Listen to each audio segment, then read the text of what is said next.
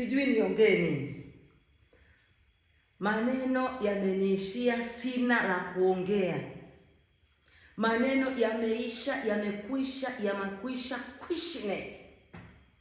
Sina cha kuongea. Mama wa Simba, hivi Baba Mungu wangu, nakushukuru. Asante Mungu wangu, maana haya ni maandalizi ulioniandalia mimi. Haya ni maandalizi ulioyaandaa kwa ajili ya Simba. Haya ni kwa ajili ya maandalizi yetu, kutupa furaha. Tumefurahika. Asante. Walivyokuwa wamepanga, wameanguka cha. Wanakuambia mipango sio matumizi. Kwa hiyo mipango walioipanga kwamba sisi tunaweza kukimbia, wameenda kinyume. Ngoja niwaambie kitu. Kocha akisha kuwa mkubwa, mwenye CV kubwa, huwa ana mbinu za ajabu. Kocha, wewe ni kocha, ni teacher. Teach na kuinulia mikono kwa kazi ulioifanya siku ya leo.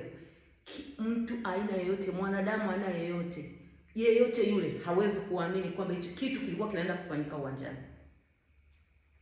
Jinsi ulivyokuwa umepanga kikosi, wewe nimekuvulia.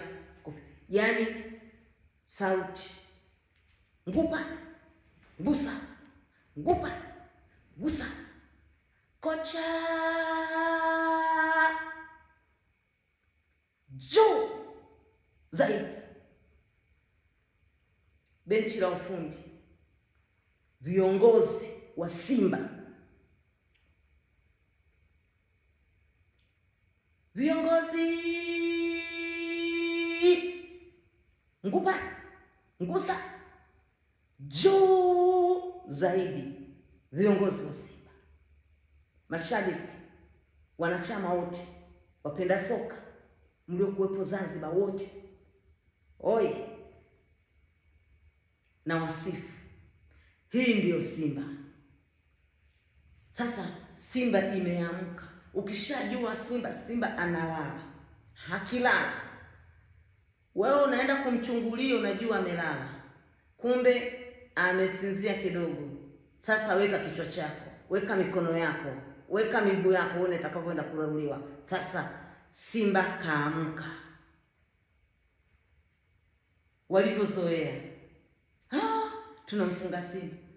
Simba ya Limpanzu, Simba ya Ula, Simba ya Libasi, Simba ya Chama, Simba ya nani huyu Mwalimu.